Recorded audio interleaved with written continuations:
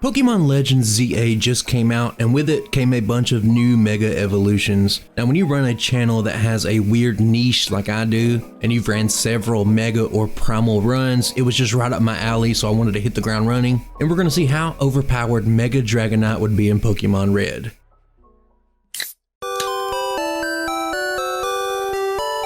Of course, this means that this is the second Dragonite run I've done in a row on a channel. The last one was a vanilla Pokemon Yellow playthrough, so check that out if you prefer pure Gen 1. And up front, let me say one thing. I made this video before the game released, which meant that I had to take some artistic liberties since Dragonite stats weren't out at the time. Now I combed through the existing Mega Evolutions for pseudo-legendaries, kind of looked and see how they were handled, and here's what I came up with. Now I gave Dragonite an additional 100 to its base stat total, and I put most of that into special to make Dragonite like a true balanced attacker. Now this spread kind of gave it like this little baby Mega Rayquaza vibe, and it felt right. And a quick editor note here is, since I cut this video so close to release, the actual stats did come out basically as I was putting up the finishing touches on the video, and it looks like they actually lowered the attack. It still has high special, and I was off, but it was fun just to try to guess. But just to be thorough, you can look at them here as well. As for the learn set, I went with Generation 9. Now if you're new, I can pick and choose any of the level 1 moves, even though they are usually reserved for the move relearner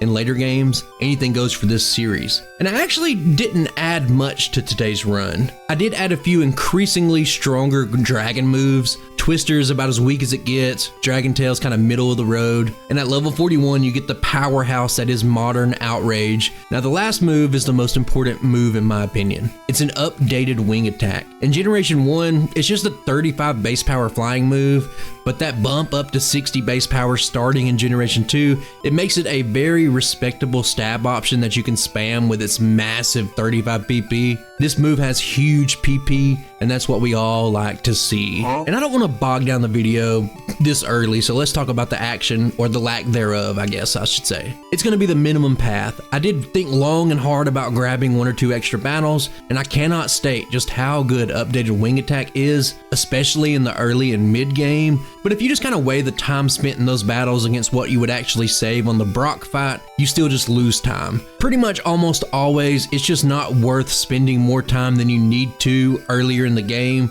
and that's just going to take us straight to the first gym.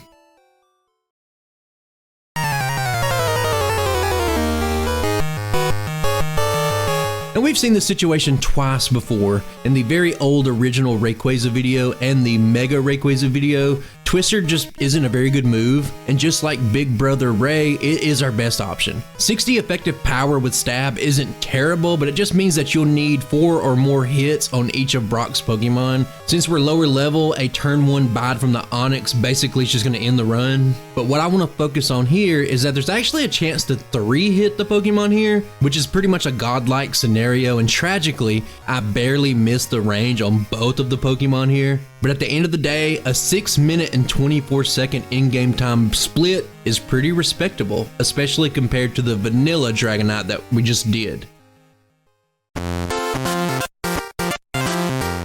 To stay with Brock, you guys know that this is the easiest gym leader just to do risky strategies on, because it only takes a minute or 2 to make it to him. So you can just reset the run and just try and try again, but I chose not to today. Number 1 is that the Brock fight can be pretty awful here, especially if you had some bad luck. Turn 1 bite from Onix like I just said, or even something silly like maybe missing the 4-shot range can happen if you go on the journey just to get that 10% chance to get the 3-shot, and I just didn't feel like resetting a ton of times today. I literally just got done with this video like hours before you're watching this. But number 2 is the time. It's a really good time. We're only 8 seconds off of Mewtwo's pace, which is basically the entire point of these kind of videos. Now speaking of which, I have gotten a surge of views on some of my recent How Overpowered videos, and with that, more views comes the inevitable comments that are just going to berate me for adding new moves and new types and just breaking the sacred text of Generation 1. So before we go any further, here's what this series is to me. I'm not recreating a Pokemon just to fit in naturally with Generation 1.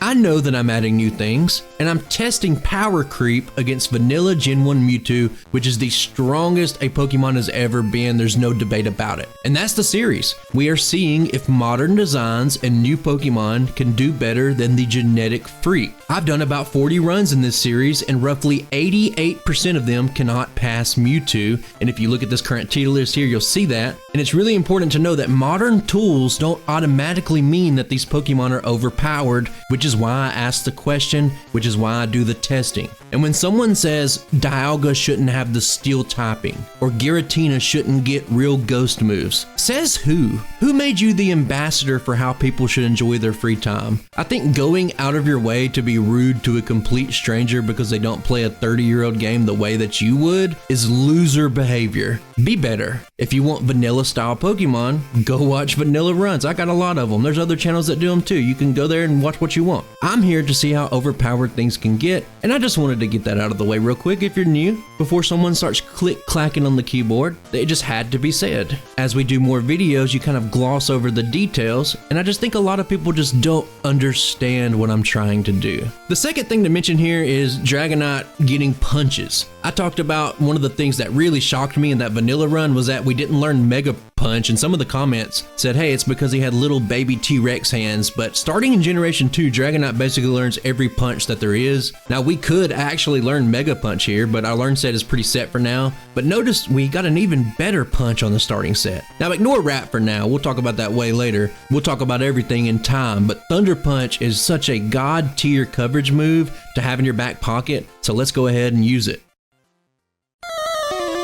For Misty, there's no real strategy. Thunder Punch until you win. Now, there are some slight nuances, like maybe you can get a crit and save a turn, or maybe you'll see the paralysis like we do here on the Starmie, but it really doesn't matter. Remember, we were still only using Rap in the vanilla run in every single battle up to this point, so that goes without saying that the Mega version is already crushing it, as we probably all expected. Now, it's also worth noting that we do learn Dragon Tail at level 15 at the end of this fight. I'm going to learn it, but it does present us with an interesting choice. Bubble Beam was sort of the savior of the vanilla run. We got decent stats, and we finally got a solid move that wasn't Rap, and it went a long way to not hold back the vanilla run any more than it already was, but you actually have options this time. Just to touch on Dragon Tail for a second, it's a 60 base power, 90% accurate move with no effects here. In future games, it has decreased priority, and it has like a force switch effect, but honestly, I do think that Bubble Beam is slightly better for the run for several reasons that I'll get to in a bit, but I just went with Dragon Tail here because it's our shiny little new toy. Thunder Punch comes in clutch once again on the second rival fight as well. With high speed and super effective damage, you have a favorable one-shot range on the bird, and once you take it out, you can just easily get to the rest of the team. Not really much more to say here.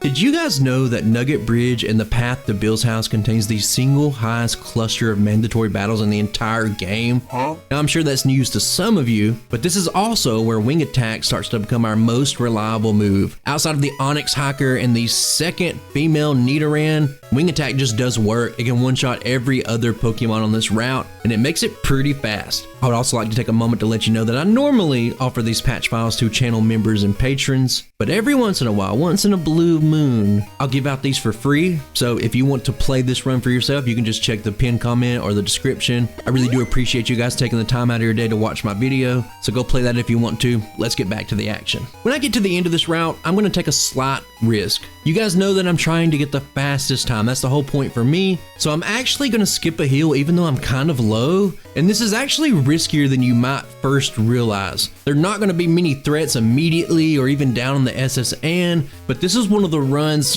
first conundrums. I'm going to be skipping Body Slam today, and that means I'm going to have a weaker Lieutenant Surge battle. While we are only neutral to electric type attacks, Raichu can still hurt, and I want to bring up a little data to talk about this, and I'm just going to let all the footage play in the background, even rival number 3. I'm sorry if you're like the one person who just loves seeing the SSN rival battle, but it's all one-shots, doesn't really matter. But getting back into it, Body Slam doesn't take much to get. You do one little battle, one-shot a Nidoran, pick up the TM, and you learn it, and it just makes the Surge fight look like this. Now you can see I have a 50-50 on the Voltorb, guaranteed one shot on the Pikachu, and it's pretty much going to be a 2-shot on the Raichu, but you do have a chance to maybe crit or you can hit the paralysis and go 2 times in a row, make it a little bit faster. Pretty clean battle overall, I would say. Now here's the fight without Body Slam. I'm gonna need a crit on the Voltorb. Pikachu still pretty weak, and I still have a 2-shot range on Raichu, but it's pretty low and it's likely just gonna be a 3-shot. Now the conundrum for me came down to, what do you give up to get Body Slam? Because after doing some tests, there's 2 problems with the move. Number 1 is you basically really only need that move for this fight, and it's just a neutral matchup that's not life or death. And number 2, which is the most important reason, is how it's gonna mess up your moves. Now I'll talk about Wrap later. I've said that twice already. I'm sure you know what it's for. You can comment that down below if you want to seem smart, but I can't stress enough how good Wing Attack is all the way up until the final stretch of the run. Thunder Punch's coverage is just elite. Dragon Tail is my way to deal with things like Giovanni or like the Boomer Hiker, and you just simply do not have room for this on the learn set. And even if you did, it just doesn't swing any other battles in the run in your favor. It doesn't help any. And at the end of the day, it's just going to save you 2 turns in one particular fight that everyone just makes fun of anyway. We can just hop into it, and I basically just covered the battle. It'd be really cool to see a crit here and there, but even if you get the worst rolls, you're just so bulky that you can tank a few hits from Raichu if you need to. Not healing and coming here at a lower level was definitely a little bit riskier on my end, but after doing a few runs, I felt like these are the types of decisions that I had to make if I wanted to get close to Mewtwo's time, and I think it would just be embarrassing to lose a run here if you had to, but it is what it is. Let's move on.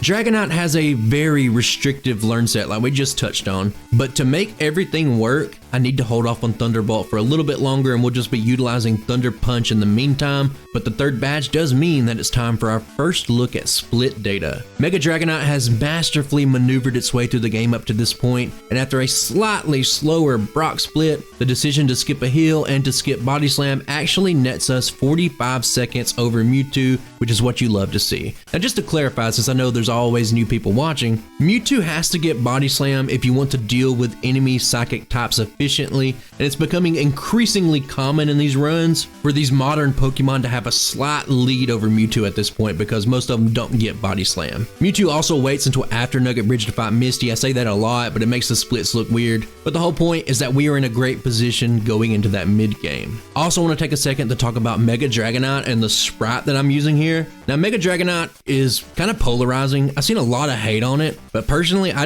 really like the design, but the huge wings on its head that are gigantic, they just don't translate to a small sprite for a 30-year-old game. I sort of took a little bit more liberties just like I did with the stats, and I just fused Dragonite and Dragonair's Generation 2 sprites together, added some extra little touches like made the wings all green, a little bit smaller, added the little wings on the arms and legs, and I just tried to have like a little bit different take on this Pokemon. I liked how it turned out, but like always, any thoughts are welcome if you want to comment down below. We also need to look at Rock Tunnel real quick because there are 2 things that Bubble Beam has going for it over Dragon Tail, why I think it's a little bit better. Number 1 is the range against this Pokemaniac's Cubone. You have a guaranteed 1-shot with the Bubble Beam, but it's only a 50-50 with Dragon Tail. I miss it, so we lost a turn here, but that's okay. Number 2 is just the accuracy in general. You know, I really don't care about 90% accuracy moves. I don't think they're that bad, but just to be fair about it, Bubble Beam does have 100% accuracy, which means there's no risk of something silly like maybe you missing into a Graveler self-destruct crit. None of that can happen. Picking back up in Celadon, the only thing to note here is that I'm going to be picking up Ice Beam and learning it immediately. I think Dragon damage in Gen 1 is great, but Ice damage pretty much does everything that it can do, but better at this stage in the game. Also, one of the cool things about modern Dragonite is that it beefs up its already deep TM move pool over the vanilla run. You could actually get Rock Slide if you wanted to here, but the huge addition that you can see on the right side of the screen, and it's going to solve a lot of problems in the future, is the addition of Earthquake. Now, if you watch the previous video, you know that Agatha was a pretty big issue. So out of everything that the Mega gives us over the original, the addition of Earthquake was the best in my opinion, and we'll be picking it up very soon. Now let's blitz through a few quick segments. The Rocket Hideout doesn't have much going on here, and with Ice Beam in the arsenal, Giovanni's Rock and Ground type Pokemon are just trivialized. Kangaskhan still takes 2 hits, but this thing is very strong, usually turns out this way. Now as for Pokemon Tower, you already know that rival number 4 is generally very easy, but once again, for like the 4th time already in the video, I'm going to sing the praises of Wing Attack. Being able to trivialize both the Execute and the Kadabra or the Alakazam in the future in these rival fights is something that a lot of runs just dream of, and if you can't tell, I just really enjoyed this buffed up wing attack. Now I guess that really says more about the pathetic state of Generation 1 flying moves that a 60 base power move felt so good to use, but what can you do? It also goes without saying that the Ghastlies are a non-issue, which is always a bonus. I bring that up so many times, but Dragonite doesn't have any issues at all today. Next up, we're gonna go ahead and visit the Safari Zone for one reason. Now I don't know if it was necessary, but I needed one extra battle for this run, and it's gonna be this biker here with the 2 Voltorbs. It's a very easy double one-shot, and it gives just the chef's kiss perfect amount of experience to push me over a level when I start using candies later. And this isn't the most comfortable route to take because it does open you up for some potential encounters inside of the Safari Zone, but Pokemon Red is a little bit more lenient in terms of wild Pokemon levels than Pokemon Yellow is. And it's just, this is neither here nor there, but this is one of my gripes about Pokemon Yellow solo runs in general, is I just don't know why they randomly raise the levels of wild Pokemon in places like the Safari Zone, Pokemon Mansion, Victory Road. It just doesn't add anything to the game, no strategic depth. It just makes you have to be a higher level, and it's just more tedious than anything. But tangent aside, I zip through here, and then we're gonna go straight to Silph Co. To start us out, we're going to be on that bare minimum path on the way to rival number 5. Now, the first thing that the optional battle earlier did was let us be level 32 after the Arbok grunt. But first, I want you to notice how I'm not picking up the elixir here. Mega Dragonite has turned into an elixirless run. Neither here nor there, really, but I always find it pretty neat when a Pokemon can navigate the game really fast, but also not need any PP restoring items. But keep in mind here, we're only level 32. We're a little bit under leveled, but let's just jump straight into that rival number 5 battle.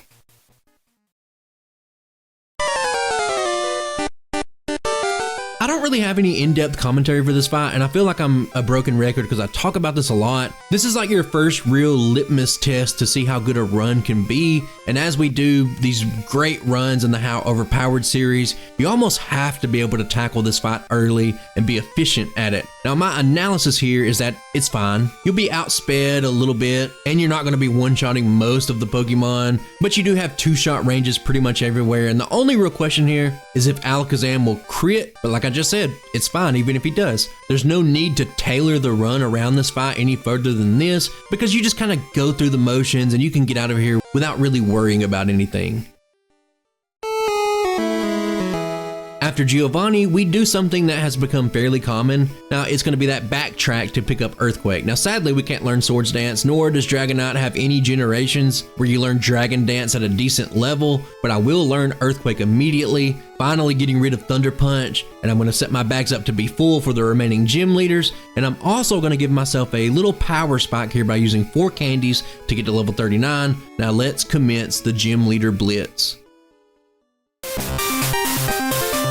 Erika's up first, and let's be real, this is another chance for me to show off wing attack. This one's fast, easy, let's move on. The levels definitely help on Koga, but there's not much you can do about wheezing. That's really the only thing to talk about in this fight. The worst case scenario is maybe a self-destruct crit, but I do get poison, which is, it forces me to heal. It's kind of annoying. It's not ideal, but you know, things happen. Going straight into Sabrina, wing attack takes over this fight as well. It's just a good move, I'm telling you guys. I'm not sure what you want me to say. I do have to swap to Earthquake at the very end. That 10 extra base power on Earthquake does give me a favorable range on Alakazam, but it just goes for a turn 1 Reflect. Dragonite says, I don't care, just crits through it, and just like that, we got 3 badges down.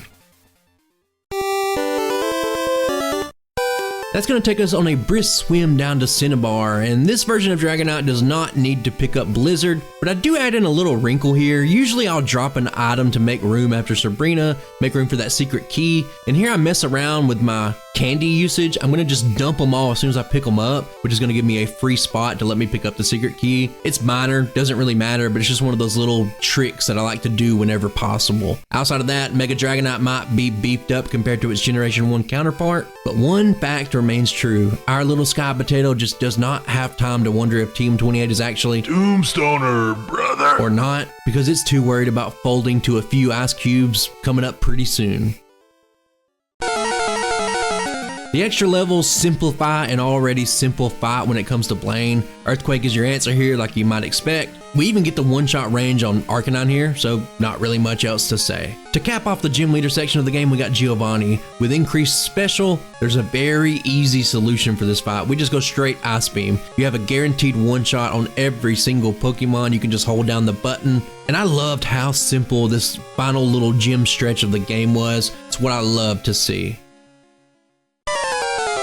Let's jump straight into rival number 6, and I'm sad to say that we have to say goodbye to Wing Attack. We need Thunderbolt's coverage going ahead, and the metric for usefulness for Wing Attack in the end game was if it could one-shot Executor, and it can't, and we gotta do what we gotta do to make things work. I also forgot to mention during the Blitz section, we could have learned Outrage. It's such a fantastic move, it's one of my favorite moves, but the truth is that it just comes too late in the run. In the rival fight specifically, Alakazam is just too bulky on the special side of things to let me lock myself into Outrage comfortably and just sweep through the fight. And I just found that even though it's really powerful, 180 effective power, it just doesn't do anything that the moves that I already have at this moment can't already do without locking myself down for a few turns if things go bad. Now with that said, the only bad thing about this fight is that Alakazam outspeeds me, and it even Psychic crits here, but it doesn't matter. Blastoise just lowers his head, and he just lets me get by with a free pass, and we're moving on just like that.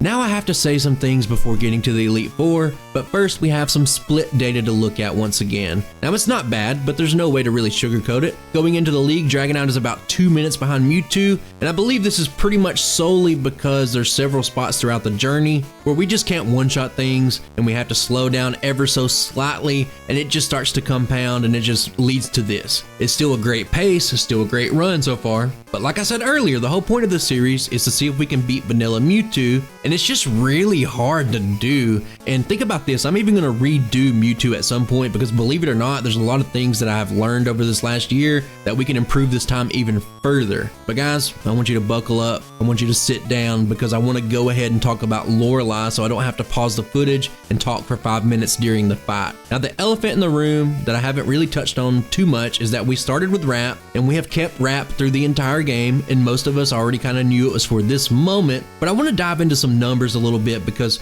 I was not keeping this move originally and I was horrified during testing at how bad the fight actually was. Now keep in mind that the optimal level usually to get through these games with a slow growth rate Pokemon, if you want to be really fast, it just works out to be about level 48, but remember we have that patented double ice weakness, and here's how the fight looks at level 48 without Wrap. The two things that stand out here is that the Dugong isn't even close to a one-shot, you need a crit, and in return Aurora Beam will do over half your health even with the lowest roll, and even though you can comfortably make it through Cloyster and Slowbro, the Jinx ranges on Earthquake, they're not guaranteed, and I think the most damning statistic here is that even if you make it through the fight, make it to Lapras, you have to get a high roll crit Thunderbolt to take it out, which is only a 6.3% chance. Now the kicker here, the worst part here, is that Blizzard is a 100% guaranteed knockout, even if you get extremely lucky and make it to that point without taking a single point of damage. So I thought to myself, maybe you could do a couple of fights, get a couple of extra levels, and maybe it'll help the ranges. But look at this, it's essentially the same exact fight. You do basically make the Jinx now guaranteed, but you still have the same core problems at Lapras and Dugong. They will likely survive a hit,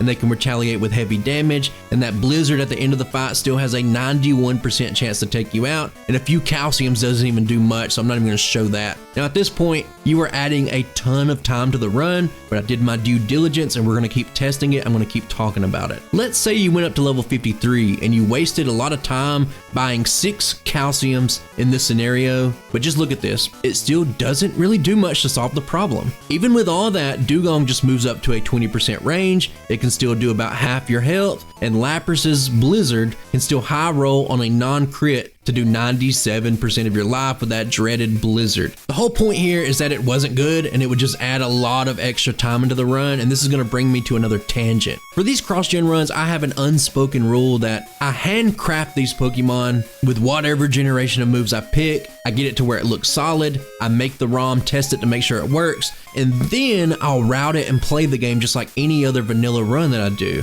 I do that because it becomes a lot less fun if I run into a problem and I just recreate the ROM with a few tweaks or maybe a new move to solve that problem, because I think at that point I'm solving the problem externally, kind of cheating a little bit rather than using the game like a traditional run, if that makes any sense. I just don't like to do it. Now I say that to tell you that this is only like the second time ever that I scrapped a ROM to change it up. I added in Wrap. I was originally using Fire Punch to lean into the fact that we can get those sweet punches now, and it wasn't working out for me. Now I figured that the increased stats would give me a way to solve Lorelei, but honestly, it made the run not that much better than the vanilla Dragonite run, which felt very strange to me. It felt really bad to me, so I had to make a change. Now if I had to buy calciums and I had to pick up a ton of extra battles to get the required levels, you just have to trust me when I say this run turns into a Pokemon that would struggle to get sub 2 hours, which is not very good as far as these how overpowered runs go. Now I want to go over one more hypothetical that wouldn't really save the old ROM,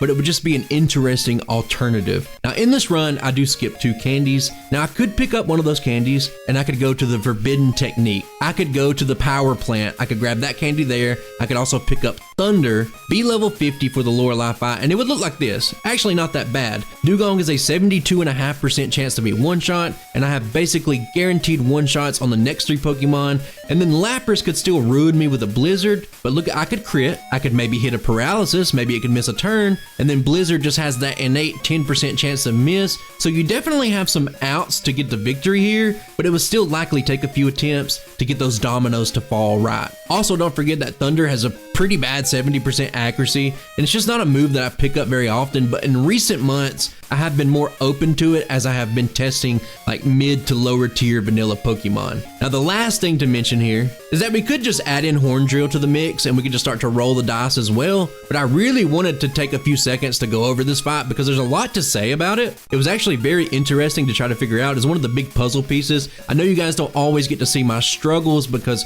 a lot of times I'll show the final optimized run and you don't get to see these kind of things. But with that out of the way, there's only one more thing to do. I think we hop into the Elite Four.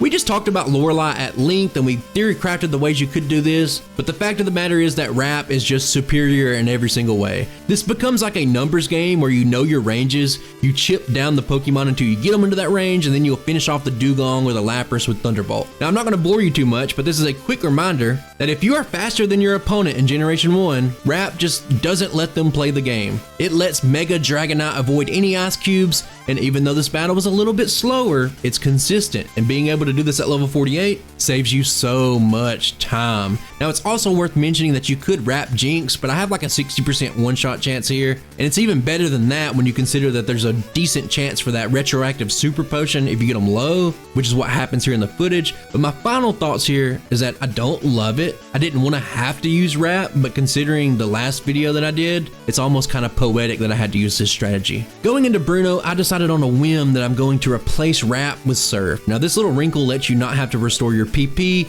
or menu basically throughout the rest of the entire game, and I just thought it was kind of unique and just kind of like a fun thing to do, so I ended up keeping it. I have more to say about Surf soon, but for now it does allow me to down Bruno and just keep going. Vanilla Dragonite was pretty good, but Agatha was pretty much the biggest wall in the run. Not having a super effective answer and just trying to brute force your way through her team of high special Ghost just opens you up for a lot of potential frustration. Now here we have Earthquake, and that's really all you need to know. Lance is a fight that you would just love to use Outrage on, but it's just hard to justify. Ice Beam already obliterates the dragons, you have Thunderbolt for Gyarados, and it was just one of those situations where I didn't find it necessary. It's a little late in the video to really mention it, but we did the Goodra run that had very high special and we started with Outrage, and it felt so amazing in that run just because of how fast you could mow down the early game. And I think my biggest disappointment here overall is that you get it so late, and it's just a shame that it didn't fit in the run,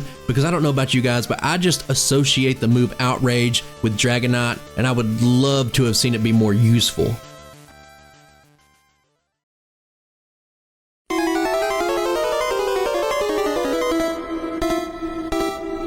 Finally, we get to the champion battle, and I make a gigantic blunder, but I didn't redo the run, so we all get to see my failure here. Now, first off, kind of like rival number 5, the ranges aren't great across the board. You'll likely two-shot most of the things and just kind of make it through a little bit slower, but it's fine, at least on paper. Now, this attempt right here, I kid you not, this is like the most amazing godlike luck I've ever had, but let's talk about it. I crit the Pidgeot. Alakazam does outspeed me, but it doesn't go for damage, and I just crit it as well. I can one-shot the Rhydon no matter what. I get a third crit in the battle against Arcanine, and just to top it all off, Executor doesn't go for Hypnosis, and I get the two-shot range, and I'm basically at full health. And this one's pretty much over really incredibly quick, but not so fast, my friends. The universe does not allow you to have this much luck, and after surviving a Thunderbolt, the tanky turtle's gonna crit on a Blizzard, and that's gonna give us the very first reset of the run. Now on attempt number 2, we see how the fight normally goes. You can't one-shot Pidgeot most of the time. It has a chance to do a little bit of damage to you,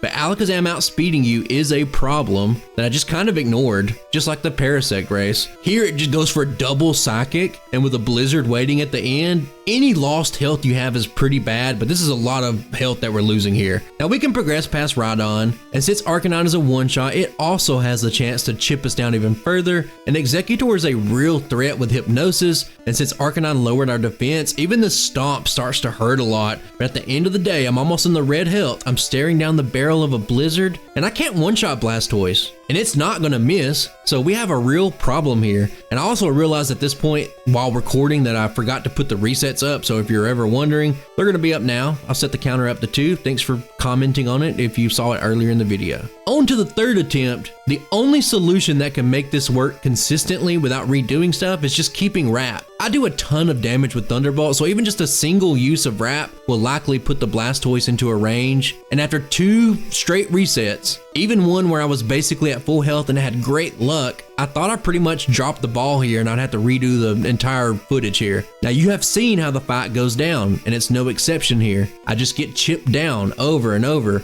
and I'm just too low where there's no world where I'm ever gonna survive a Blizzard. So I felt really defeated in this moment, but Mega Dragonite, he had other plans. He looked back at me, he said, "Hey, I got you, bro." He crits, we take down the Blastoise, and notice right here that I kind of just stand still for several seconds. I'll talk about that in a second, but that is gonna end the run.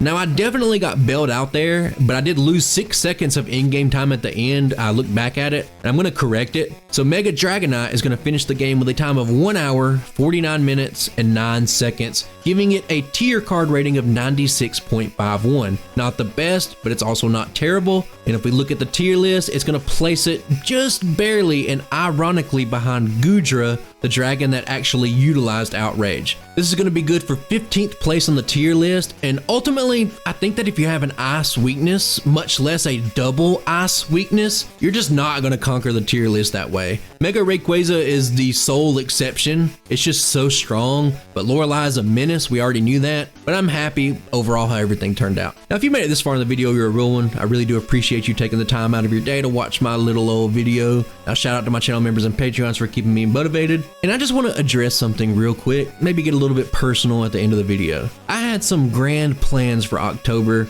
I was going to do like 2 or 3 times more videos than I normally do, but sometimes, guys, life just happens. You guys know that I'm already normally a pretty busy guy anyway, but my precious dog that I've had forever, he passed away at the end of September. And I know that some of you might not understand, but it really kind of hit me hard. I don't really want any sympathy, but it did make me delay the original Dragonite video by a week. I ended up cutting a Hisuian Zoroark video I was pretty excited to do, and for a very brief amount of time I just kind of questioned how I was like spending my time in life, and I wondered if doing YouTube videos was even something that I wanted to do anymore. I'm fine, trust me, I'm okay now, but I just really wanted to say something because my dog had a profound effect on my life, and I'm just a much better person for getting to spend as many years as I did with him. All of that, I guess, is just to really say that I miss my dog. I'm sorry to end the video on kind of a bit of a bummer, but it's just something that I've been dealing with. But guys, call your mom, tell your friends you love them. Don't squander the time that you have, because things can just change with the flick of a switch. And with that, I'll catch you on the next one. Bye.